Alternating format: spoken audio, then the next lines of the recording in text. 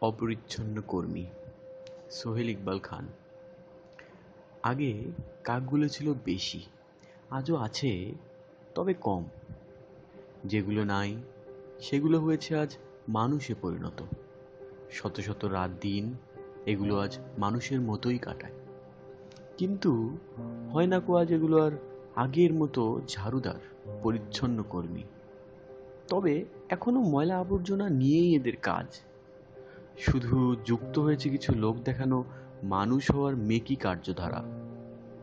শহরকে নোংরা করাই এর মধ্যে প্রধান। আগে করত পরিষ্কার, এখন শুধুই তা ধূলিসাৎ।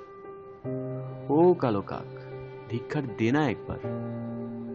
তোর ধিক্কারে যদি কাজ হয়, একই গোত্রের তো তোরা।